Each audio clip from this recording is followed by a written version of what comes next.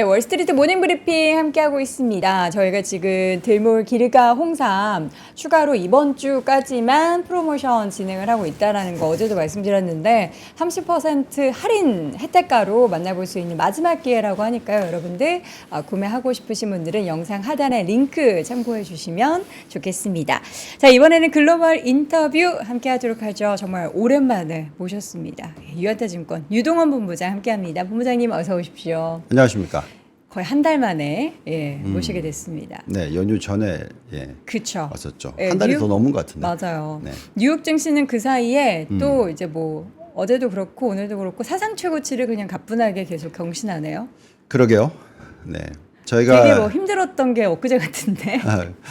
네, 저희가 이제 추석 연휴 전이 시장이 조금 이제 흔들렸었죠. 네. 7, 8월 달 흔들렸고, 근데 계속 올라가고 있어요. 그러니까 많이 빠졌다가 올라왔다가 또 한 번 빠졌다가 올라가고 있거든요. 네. 그래서 차트를 보면서 말씀을 드리면 이런 차트입니다. 지금 S&P 500과 나스닥 지수의 트렌드를 보시면은 이게 쌍바닥을 만들었고요. W자를 만들고 이제 상승을 하고 있어서 고점이 어디일지 잘 몰라요, 사실. 네.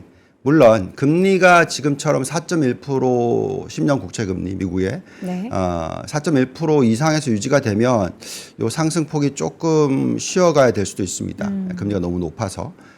그렇지만 이제 연말까지 미연준이 금리를 뭐 한 차례 내지 두 차례 정도 더 내려준다면 네. 다시 금리가 뭐 3.8, 3.7 요 정도까지도 떨어질 수 있어서 그렇게 계산을 하면은 네, 역대 최고치를 계속 경신하는 모습을 보여줄 수 있다라고 생각을 하고 있고요. 그렇죠. 더 좋아 보이는 건 아무래도 이제 여기 보시면 오른쪽에 있는 나스닥 지수죠.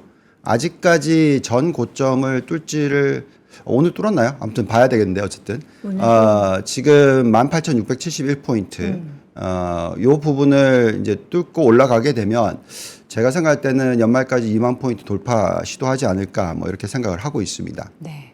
2만 포인트. 네. 내년도에는 더 많이 올라갈 거라고 저는 생각을 하고 있고요. 그래서 이제 지금 오늘 좀 짚어보고 싶었던 부분은 뭐냐면 다들 아직까지도 인플레이션과 금리를 가지고 어떤 이제 걱정들을 하시는데요. 네. 저희가 좀 가이드라인을 좀 드리자면 저희가 판단하기에는 미 연준이 금리를 내려줄 건데 네. 옛날에 막 많은 사람들이 걱정하는 것처럼 막 엄청나게 빨리 내려주거나 걱정이 아니죠. 그렇게 빨리 내려주길 바라는 거거나 이런 게 오히려 안 좋은 겁니다. 그래서 저희는 이제 굉장히 정상적인 금리 인하 사이클 그러니까 이제 1년에 8번 만나잖아요. 그러니까 한 번씩 내리면 1년에 2% 내리는 거죠.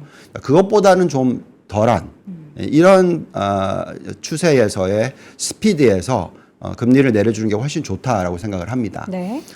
또 많은 분들께서 이 장단기 미차가 역전이 돼 있는 상황에서 이게 해소가 되면 어떤 큰 위기가 오지 않을까 하는 걱정들을 하고 계시잖아요. 그래서 지금 10년 마이너스 2년은 완전히 플러스 전환됐고요.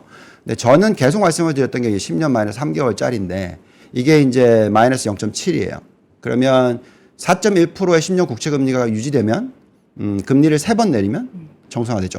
예. 그래서 3번 내리면 정상화되니까 그때부터 걱정해야 되느냐? 그건 아닌 것 같고요. 저희가 판단하기에 10년 국채 금리는 아마 내년 연말까지는 좀 더 떨어질 수 있다. 그래서 한 3.5% 정도까지 떨어진다고 가정하고요. 그렇다고 해서 막 무작정 2%대까지 막 떨어질 거다. 그래서 최근에 채권 왕창 또 사시거든요. 특히 뭐 20년 플러스 알파 TMF 3배짜리 이런 거 좀 투자 안 하셨으면 좋겠어요. 근데 아무튼 그런 모습이 나오고 있는데 결국은 이렇게 되면 주식의 시대가 계속됩니다. 지금 저희가 이 테이블을 추석 전부터 말씀을 드렸는데요. 언제 그러면 매도해야 되는 타이밍이냐를 네. 생각했었을 때 저희의 판단에는 금리를 지금 550bp, 그러니까 5.5%부터 내리기 시작했잖아요. 네. 그러니까 200bp 내리면 얼마죠? 3.5%입니다. 네. 그러니까 3.5% 내릴 때까지는 괜찮다. 예, 최소. 금리가 3.5% 수준까지는 시장이 계속해서 상승할 수 있다. 상승할 수 있다. 근데 그것보다 더 많이 내리게 되면 네. 둘 중에 하나의 현상이 일어날 수 있다. 뭐냐면 경기가 정말로 안 좋기 때문에 내리는 거. 예, 그래서 3.5% 밑으로 막 내리면은 실질적으로 재정에 부담이 없는데도 더 내리는 거거든요. 그건 무슨 말이냐면 경기가 너무 안 좋아질 거를 두려워하기 때문에 내린다. 네. 그러면 이제 실적이 깨지기 시작할 겁니다. 그래서 이제 그때 걱정할 수 있고요. 아니면 사실 200bp 내려주는 것 자체도 너무 많이 내려주는 거다라고 생각이 되면 다시 인플레이션이 올라갈 겁니다. 예, 그러면서 거기에 따라서 이제 금리를 또 다시 올려주기 시작하면서 전 고점이었던 5.25에서 5.5%까지 금리를 다시 올려야 되면 그때는 정말 이제 큰일이다. 예, 이렇거든요. 그래서 어쨌든 지금 현재의 시나리오는 이 200bp 정도 내려줄 때까지는 시장은 계속 상승 추세에 있을 것 같다라고 말씀을 저희가 드릴 수 있을 것 같고요. 네. 그다음 이제 경기 침체에 대해서 이제는 거의 아무도 얘기 안 하죠. 그러니까 8월에 초에 한번 9월 초에 한번 그렇게 고용 데이터 보고 우리 네. 시장이 완전 와장창 무너졌을 때는 네. 뭐라도 당장에 벌어질 것 같았는데 네, 다 아닐 거라고 빠졌어요. 말씀드렸죠. 네. 예, 경기 침체 올 가능성 앞으로 지금부터 2년 정도 거의 적을 거라고 생각하고 있고요. 네. 그렇다면 앞으로 지금부터 1년 동안에 경기 침체가 없는 시나리오 아니라면 그 레리 핑크가 얘기하는 것처럼 블랙락에 실질적으로 노 랜딩. 저도 노 계속 그 랜딩. 얘기했거든요. 네. 노 랜딩이 될 경우에는 최소 20% 오릅니다. 예, 미국 증시가. 그래서 앞으로 1년 동안에 그렇기 때문에 이제 계속해서 이제 들여다 보는 거고요. 저희가 계속 말씀을 드렸던 게 경기 침체가 안 온다고 얘기했던 부분은 이제 금리를 내리기 시작해요. 그랬더니 그 예금이 지금 이제 완전히 섰습니다. 그러니까 지금 보시면 이 차트 보시면 예금이 마이너스이던 게 증가율이 이제 2.7% 전년 동기 대비 숫자가 나오고 있고요. 이거를 지난 3개월 동안 증가폭으로 계산해서 연간 환산했을 때 이제 6%대입니다. 완전히 정상화된 거예요, 이건. 그래서 예금이 5, 6%씩 늘어나면 대출을 5, 6%씩 늘려줄 수가 있어요. 네. 예대율이 깨지지 않고. 그렇다면은 정말 여신이 이렇게 늡니다. 또 하나의 또 차트를 보여드리면서 언제 팔아야 되는지 얘기해 드릴게요. 아까는 금리 200bp, 그죠? 이번에는 대출 증가율, 여신 증가율로서 말씀을 드릴게요. 보시면은 여신 증가율이 이렇게 쭉 늘고 있죠. 늘어서 10%대, 이게 두 자리 성장률까지 올라가죠. 네. 그리고 나서 떨어집니다. 그리고 나서 떨어져서 경기 침체가 오는 시기가 보시면 5%. 여기까지 쭉 떨어지는 모습이 나오면 5% 라인이 좀 의미가 있군요. 네, 그리고 10% 라인이 의미가 있습니다. 그래서 네, 10% 올라갈 때까지 올라가고 떨어집니다. 그죠? 또 올라가고 떨어지죠? 네. 네, 올라가고 떨어지고 올라가고 떨어지고 또 다시 올라가고 떨어지죠. 네, 그래서 저기 지금 2018년인가요? 저기 제일 많이 떨어졌던 게? 요게 네. 네, 2008년 금융위기. 2008년. 네. 그렇죠. 네, 그래서 지금 보시면 이제 올라가기 시작했어요. 네. 3.6입니다. 그리고 전주 대비로 숫자로 계산했더니 이제는 10%가 넘어요. 그러니까 연간 환산하면. 네. 그럼 요게 앞으로 1년 동안에 52주 뒤에는 10%대 성장을 할 거예요. 예, 그리고 나서 떨어지기 시작합니다. 그래서 그 떨어지기 시작해서 이제 이 얕은 선, 요 5%대로 떨어질 때 경기 침체가 올 확률을 높게 잡으시고 그때 던지셔도 됩니다. 그래서 지금은 계속 올라가는 추세에 있기 때문에 여신이 늘고 있다라는 건요. 경기 침체가 일어날 확률이 거의 없다고 보시면 됩니다. 네. 네, 그래서 저희는 그렇게 보고 있고 그다음에 이제 금리를 저희가 무엇으로 계산하냐면 제가 거의 한 3, 4년 전부터 계속 얘기해 드렸던 건데 미국은 3.5% 정도를 바라보고 가야 될 거다. 이렇게 얘기했어요. 그러니까 무슨 얘기냐면 기준금리가 1%일 때도 2%일 때도 저는 3.5% 정도가 적절한 금리다라고 얘기를 했던 건데 그만큼 경제 성장률이 지금 높게 나오고 있어요. 예, 그리고 인플레이션이 낮아지긴 했지만 그래도 2%대가 나오고 있단 말이죠. 네. 예, 그래서 경제 성장률 2%에 인플레이션 2%면은 장기금리 4%대가 적절할 수도 있습니다. 네, 그렇게 보기에는 생산성 향상이 굉장히 높기 때문에 GDP 성장률에 있어서 인플레이션 숫자를 많이 낮춰줄 겁니다. 그래서 저희는 3.5% 정도로 가면은 여기 보시면 이게 재정 적자 폭을 만들어주는 숫자인데요. 이자 비용을 GDP로 나눈 숫자가 3.8 지금 되고 있거든요. 즉 지금 금리에선 떨어져 줘야 돼요. 그래서 평균치가 요 3.8보다는 떨어져 줘야지 재정 적자 폭이 4% 미만으로 떨어집니다. 그래서 저희가 생각할 때는 미 연준은 인플레이션의 리스크만 별로 없다면 단기적으로 1년 동안에 200bp는 먼저 내려준다. 네. 예, 그래서 지금 아시겠지만 5.5에서부터 내리기 시작했고 0.5 내려줬고 네. 앞으로 추가로 1.5% 내려줄 때까지 계속 미 연준은 금리를 내려주는 추세일 거다. 그래서 우리가 뭐 그걸 스탑하려면 멈추려면은 인플레이션 숫자가 굉장히 걱정스러워야 되는데 저희가 판단하기에 인플레이션 숫자는 그렇게 걱정스럽지 않은 모습이 앞으로 계속 나올 수 있다라고 생각합니다.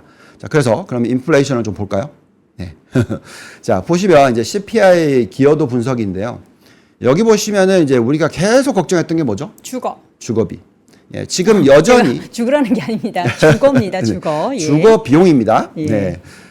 전체 CPI의 72%를 차지합니다. 네. 자, 근데 지난 그 CPI 숫자 나오면서 시장이 조금 흔들리는 듯 했잖아요. 왜냐하면 CPI가 예상보다 좀 높았어요. 예, 2.3% 이러면서 다 0.1%포인트씩 높았어요. 그렇죠. 네. 그리고 기대했던 거는 0.1% 오를 줄 알았는데 0.2% 올랐다. 전달 대비해서. 네네. 근데 0.2% 오르면 곱하기 12 하면 2.3이다. 그죠? 예, 그래서 지금 딱 그런 숫자가 나오고 있는 거예요. 네. 근데 중요한 거는 주거비가 지금 아직도 차지하는 비중이 얼마죠? 36.5%. 그래서 결국은 엄청나게 큰 기여도를 지금 가지고 오고 있단 말이죠. 네. 그래서 이게 숫자가 지난달에는 드디어 0.2로 떨어졌어요. 계속 0.4, 0.5 이러던 게 네. 드디어 0.2로 떨어졌습니다. 네. 그러면 결국은 인플레이션은 앞으로 1년 동안에 굉장히 안정적인 모습을 보여줄 거라는 겁니다. 그래서 인플레이션이 2.4%면 금리가 5.0일 필요가 없어요. 예, 그래서 제가 계속 말씀을 드렸던 부분은 2.5라고 칩시다. 그렇다 하더라도 4.5까지 떨어뜨려 준다. 최소. 그러니 지금부터 50bp 더 떨어뜨려 줄 거고 더 많이 떨어뜨려 주면 아까도 말씀을 드렸지만 3.5 정도가 적절한 수준이지 않을까 이렇게 저는 생각합니다. 네. 지금 이제 PPI도 보시면 거의 성장을 하지 않았고요. 지난달에. 결국은 이제 인플레이션 두 가지 요소죠. 공급 차원에 따른 비용 증가, 그 다음에 이제 수요의 증가. 지금 수요 부분에 있어서는 굉장히 튼튼해요. 그렇기 때문에 계속 인플레이션을 자극할 수는 있지만, 그래도 지금 올라가는 숫자를 보고 있으면 고용시장이 좀 쿨다운 하고 있잖아요. 예, 그래서 연간 인플레이션 2% 이상을 자극하지 않을 것 같고요. 비용 증가 부분이 좀 걱정스러웠는데 이게 전쟁 때문에 유가도 좀 폭등을 했었었고, 또 원자재 가격이 많이 올라가는 거 아니냐라고 걱정을 했지만 지금 보시면 미국의 PPI는 거의 올라가지 않고 있는 모습 네. 나오고 있습니다. 그래서 결국 우리가 이제 얘기하자는 거는 미국의 10년 국채 금리는 박스권일 것 같다. 근데 아주 많이 떨어질 것 같이 보이진 않고 저점을 한 3.5로 보고 고점을 4.0으로 보고 그러니까 요 정도로 앞으로 1년, 2년 아니면 거의 5년까지도 갈 수 있습니다. 충분히 3.5% 정도의 금리는 미국이 감당할 수 있는 금리다. 네. 라고 말씀을 드리겠고요. 그렇기 때문에 자꾸 기대치를 예를 들어서 이제 많은 분들이 우리가 그 한국은행 금리 내렸잖아요. 그러면서 한국 금리가 떨어질 거라 그러니까 생각을 하시고 또 미국 금리도 많이 떨어질 거라 생각하시고 이런 분들이 채권을 왕창 산단 말이죠. 조심하셔야 됩니다. 예, 제가 볼 때는 그 리스크, 한국의 금리를 떨어뜨릴 수 있는 여력은 한정적이다라고 저는 생각하고요. 왜냐하면 우리나라가 가지고 있는 부채 비율이 워낙 높다 보니까 미국은 떨어뜨려 줄 수 있는데 그렇게 떨어뜨려 줬었을 때 인플레이션 다시 자극할까 봐 아마도 감당 가능한 수준으로까지만 떨어뜨린다. 네. 그게 3.5라고 계속 말씀을 드리고 있고 네. 그 정도면 결국 우리가 포트폴리오를 구성할 때 어떻게 해야 되냐면 결국 주식이 여전히 좋습니다. 그러니까 무슨 말씀을 드리는 거냐면 우리가 이제 6대4 전략이라고 얘기해서 글로벌 자산 배분을 할 때 60% 주식과 40% 채권을 투자를 해요. 과거 거의 100년 동안에 그렇게 투자를 했으면 평균 수익률이 9% 정도 나옵니다. 그러면 채권에서도 왜냐하면 S&P 500 생각해 보시면 지난 100년 동안의 평균 수익률이 한 10%란 말이죠. 근데 40%나 채권을 들고 가는데 어떻게 9%의 수익률이 나올까요? 그건 조금 낮은 정도. 그러니까 연간 단위로 1년에 7, 8%. 높게는 거의 9%까지도 수익이 나야지 그 숫자가 나오는 거잖아요. 그렇죠. 그건 무슨 얘기냐면 금리가 계속 떨어졌다는 거예요. 예, 그러면서 초과 수익률을 내줬는데 이제는 3.5가 저점이라고 생각하시면 이제 4.1인데요. 전에 한 3.7도 봤잖아요. 그러니까 결국은 이제 박스권이란 말이죠. 그럼 무슨 얘기냐면 금리가 떨어지면서 수익을 내는 초과 수익률은 한정적이다. 그럼 뭐냐? 그냥 금리만 받는다. 금리를 뭘 받죠? 3.5에서 4를 받는 겁니다. 그러면 연수익률이 앞으로 장기적으로 3.5에서 4밖에 못 받는 상품을 계속 장기적으로 들고 갈 경우에 그 6대4 전략으로 벌어들이는 뭐 말씀드렸던 그 9%의 수익률이 나올까요? 안 나오죠. 예, 그래서 2배로 주식을 더 늘리셔야 되는 거고 채권을 절반으로 줄이셔야 되는 겁니다. 네. 그래서 저희는 계속 말씀을 드리고 있는 게 이 8대2 전략이다라고 말씀을 드리고 있습니다. 네. 주식 80, 채권 20. 근데 그 채권도 우리가 아까 이제 지적을 해주셨던 부분이 그 장기물 20년 이상의 장기물을 3배 레버리지나 해서 투자하는 것에 대해서는 지양하라라는 말씀을 하셨잖아요. 네, 네. 그러면은 지금 시점에서 장기채에 대한 투자를 그래도 계속 금리 인하가 이루어질 것이다라는 기대감으로 이제 쇼텀이 아니고 좀 롱텀으로 가져가는 분들은 그래도 비중을 조금씩 계속 실어도 된다라는 말씀이시는 거죠. 재산 100억 있으신 분은 그렇게 해도 됩니다. 네.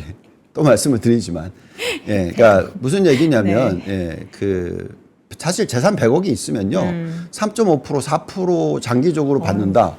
충분하죠. 100억에 3%면 뭐. 예, 3억, 4억 정도를 받으시면 네. 이자 20% 낸다 하더라도. 그렇죠. 예, 근데 다들 근데 이제 사실 그게 이자 더 내야 되거든요. 아마 가격에 조합까지. 대한 투자니까 다들 하시는 예, 게. 그래서 제가 말씀드리는 거는 이제 장기적으로 투자를 하시는 분은 이미 재산을 많이 모으신 분들에 한해서 얘기를 하는 거고요. 네. 월급쟁이들은 그렇게 투자해서는 예, 어렵다라고 않죠. 말씀을 네. 드리겠고요.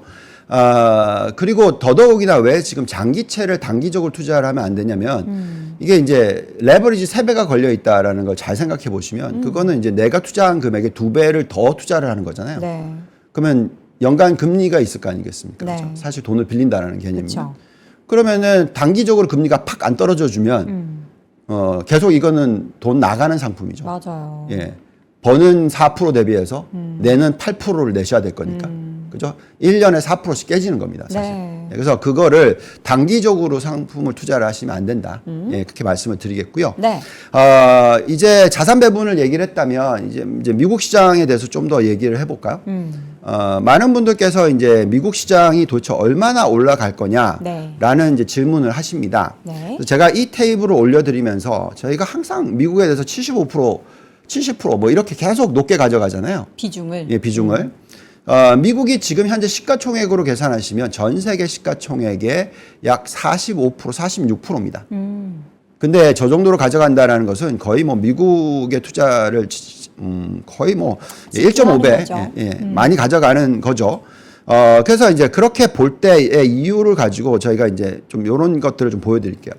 자, 미국의 GDP 성장률이 3.2%가 예상이 되고 있어요, 올해.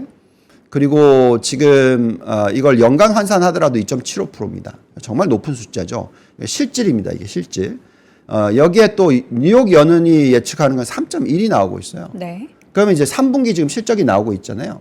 3분기 실적이 사실은 2분기 실적 대비해서 줄어들 이유가 별로 없어요. 근데 지금 컨센서스는 지금 어떻게 되고 있냐면 4.1% 이익 증가율이라고 예측을 가지고 나오고 있어요. 근데 점점 낮아지는 거죠, 이게. 전 분기가 11%가 넘습니다. YOY가. 근데 뚝 떨어지는 것으로 좀 예측이 되고 네. 있어요. 그래서 이거는 잘못됐다. 그래서 이제 실적이 나오면 최근에 실적 나오면서 장이 좋잖아요. 네. 그렇게 저희가 예측을 해드렸거든요. 그러니까 많은 분들이 대선이 끝날 때까지 안 투자하지 말고 네. 대선 끝나면 불확실성이 해소되니까 투자하자 이런 의견이 많았잖아요. 네. 예, 심지어 톱니도 그렇게 얘기를 했던 것 같습니다. 그쵸. 예, 그렇지만 저희는 뭐라고 얘기했냐면 대선이 일어나기 전에 투자를 하셔야 된다. 대선 있기 예, 전에. 그래서 추석 전에 예, 다 투자를 하시고 현금 소진 다 하시고 적극 투자를 하시고 대선이 일어나서 만약에 해리스가 당선이 된다. 그러면 현금 비중 좀 만들자. 예. 트럼프가 당선이 되면 계속 들고 가는 거고요. 오, 그래요? 네. 그러니까 그렇게 얘기하는 부분에 있어서 결국은 실적 발표가 네. 11월 5일 전까지 거의 7, 80%가 나와요. 근데 말씀을 드렸듯이 지금 예측치가 겨우 4%밖에 안 되니까 네. 그 7, 80%의 실적이 예상을 비트할 겁니다. 계속. 그러면 시장이 갈 거고요. 네. 그리고 이제 당선이 되는 시기에 지금 최근 보시면 또 트럼프가 자꾸 올라오잖아요. 그렇죠. 예. 근데 트럼프의 정책이 뭐죠? 관세 때리고 법인세 낮추고. 네. 이건 미국 기업들에 너무 플러스예요. 그럼 기업들의 실적에 더 시너지가 되는 그런 엄청나게 환경이다. 되죠. 예. 저는 이제 걱정하는 게 이게 그런 현상이 일어났던 게 1920년대 네. 예, 그런 현상이 났었어요. 그러니까 세금 관세를 확 땡긴 게 그때도 그렇게 했거든요. 100년 전이네요. 네, 벌써. 100년 전에. 네. 근데 그때 기억하신지 모르겠지만은 그때 기억 못하죠. 그때 우리 태어나지가 않았으니까. 차트를 보시면 네네네. 차트를 보시면 네. 다우존스가 그 관세를 땡기고 나서 얼마나 오른지 아세요? 얼마나 올랐어요? 300%. 그 기간은요? 그러니까 2029년까지. 네. 그래서 2020년대 거의 한 4, 5년 넘게 올라갔어요. 다우가. 근데 그리고 나서 어떻게 됐냐면 대공황이 옵니다. 왜냐하면 사실 그렇게 한다는 건 뭐냐면 관세를 땡긴다라는 게 뭐죠? 네. 다른 나라의 이익을 땡겨온다. 땡겨온다는 거죠. 네. 그러면은 다른 나라가 막 힘들잖아요. 지금, 네. 지금 중국 힘들잖아요. 네. 그럼 이제 미국만 잘 사는 거라서 오랫동안 못 하죠. 근데 지금도 미국은 그렇게 하고 네, 있잖아요. 지금 그렇게 하고 있어요. 그러니까 앞으로 몇 년은 더 갈 수 있는데 트럼프가 당선이 되고 그렇게 하면 4년 그렇게 할 거 아니에요. 네. 그럼 4년 하고 나면은 정말 진짜 어려워질 수 있는. 어려워질 수 있다.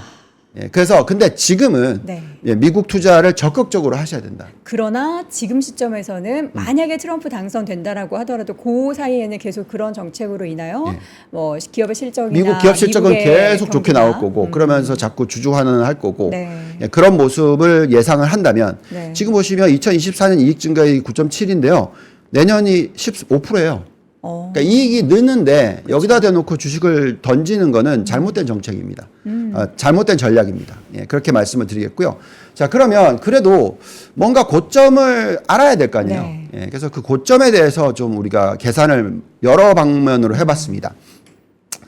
자, 우선은 이거는 지금 10월 달이에요. 그죠? 네. 이번 10월 달 단기적인 걸 말씀을 드릴게요. 네. 10월 달이 과거에 장이 좋으면 그 나머지 두 달이 더 좋습니다.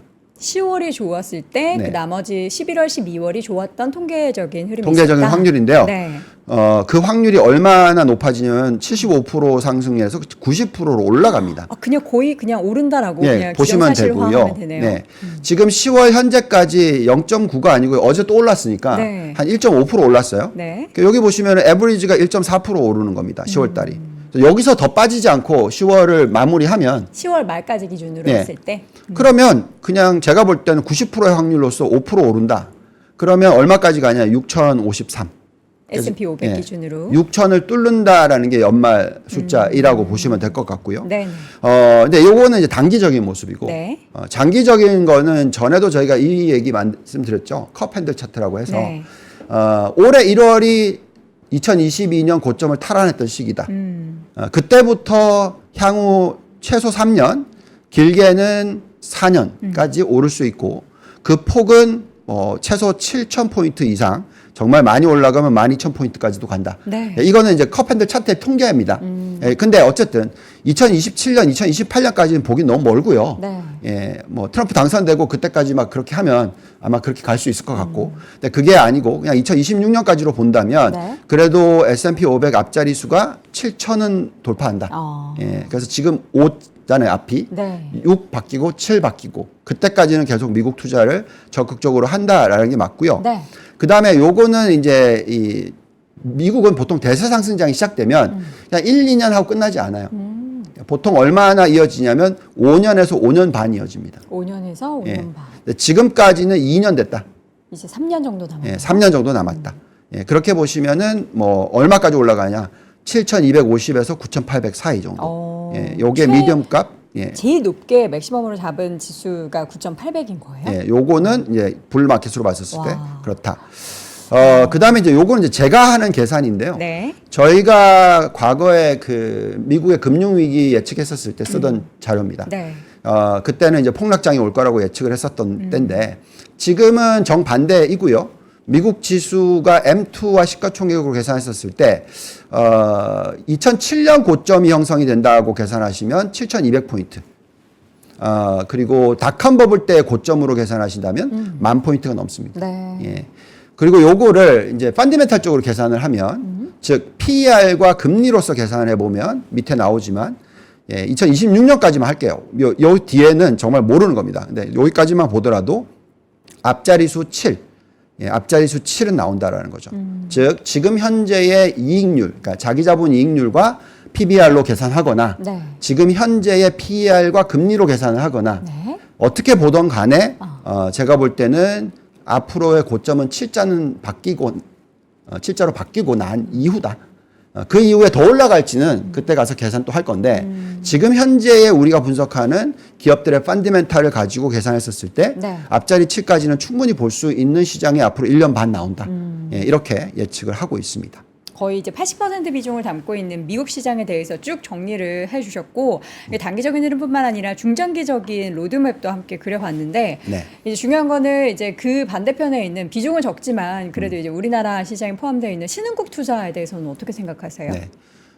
비중이 적지 않아요. 우리나라의 않아요? 차원에서는. 아 우리나라죠, 그렇죠, 그렇죠. 네. 예. 자, 우리나라는 정말 실책을 했다고 저는 생각하는데요.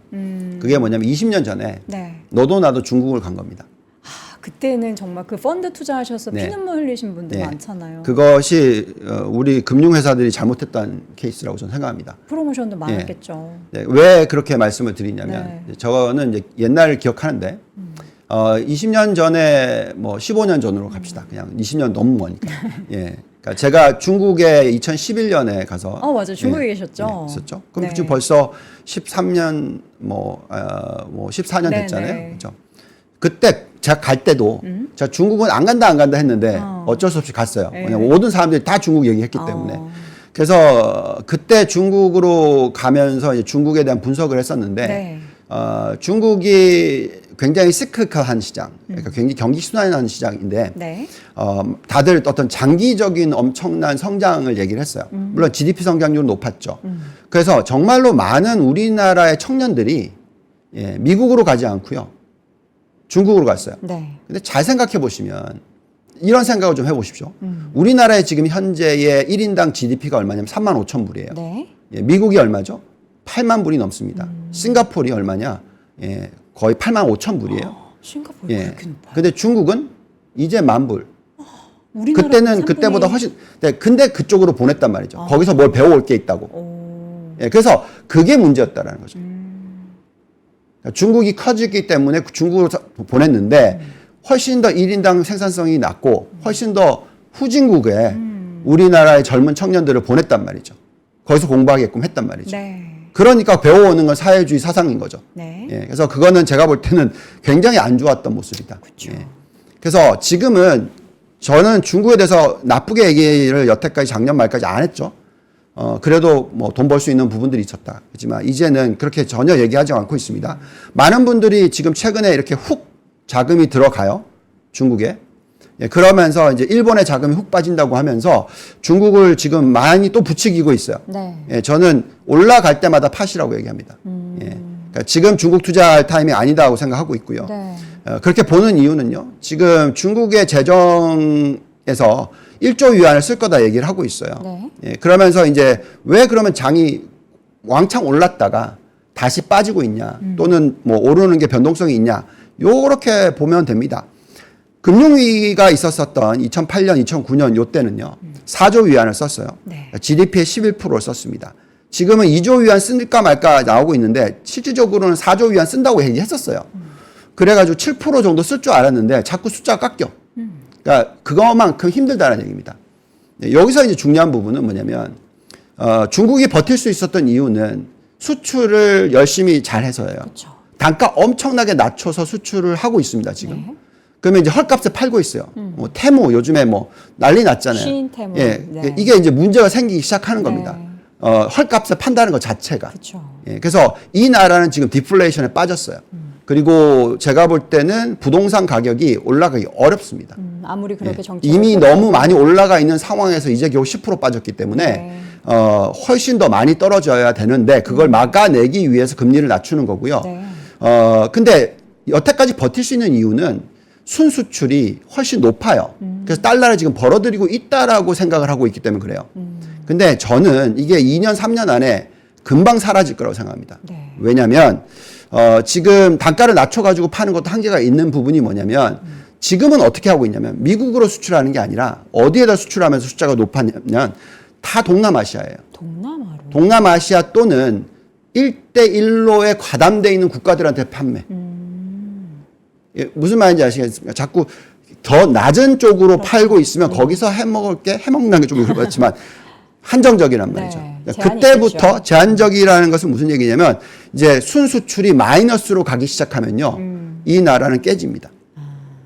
그러니까 정말 조심해야 되는 타이밍이 올 거라고 저는 생각하거든요. 네, 네. 예, 그렇기 때문에 우리나라에 제가 지난 10년 동안에 내내 한국 되돌아와서 어떻게 해서인지 중국 말고 미국으로 가야 된다. 그 얘기 제가 정말 많이 하고 있잖아요. 네. 지금도 하셔야 되고요. 계속해서 미국 쪽에 투자를 늘리셔야 되고 중국 쪽에 투자는 지금 해놓은 걸 어떻게 잘 빠져나올까. 왜냐하면 지금 중국이 마지막 쓰는 카드를 지금 쓰고 있단 말이에요. 이 마지막 쓰는 카드가 끝나고 나면 우리가 경험했던 IMF 같은 게 터집니다. 네. 그러니까 그 숫자를 어디서 나올 수가 있냐면요. 예, 여기서 나오는데요. 이거는 뭐 그 필요한 조정이 될 수밖에 없다고 생각하는데 보시면 가처분 소득 대비해서 개인들의 네. 중국 개인들의 부채 비율이 지금 미국이 금융위기 터졌을 때 수준보다 더 높아졌어요. 그렇죠? 지금 금리를 내리면서 막아주고 있단 말이죠.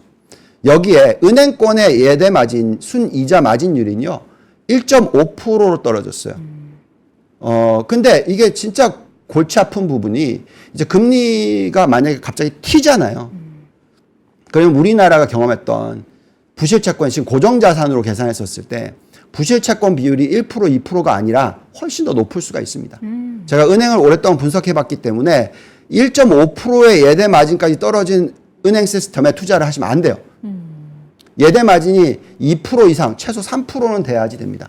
근데 지금 1.5%까지 떨어져 있고 부실 채권이 쌓이고 있고 그쵸. 그리고 돈을 쓰는데 이렇게 태무 같은 거 많이 팔잖아요. 그러면 결론적으로 뭐냐면 적자예요, 적자. 네.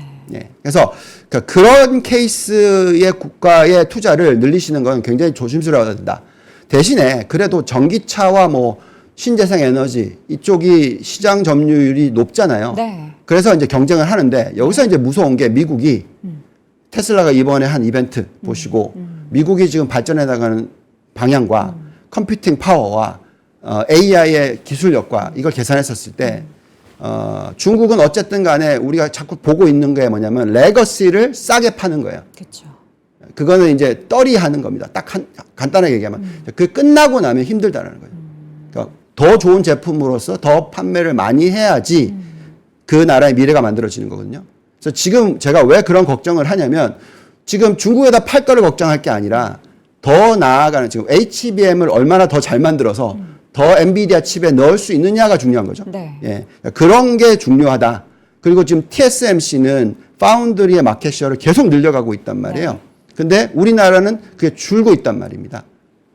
이거 굉장히 안 좋은 모습이라는 거죠. 예, 그래서 계속 해야 되는 부분. 그 다음 또 자동차도 마찬가지인데요.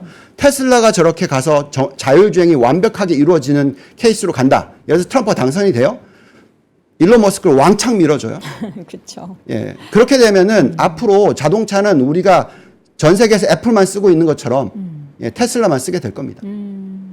그건 뭐 뻔한 너무 얘기죠. 뻔한 예. 얘기입니다. 예. 그래서 너무나 중요한 타이밍이기 때문에 지금 중국을 쫓아가는 게 아니고요. 중국에 뭘 팔 거를 걱정할 게 아니고요. 지금 미국에다가 어떻게 기술력을 쫓아갈 거냐.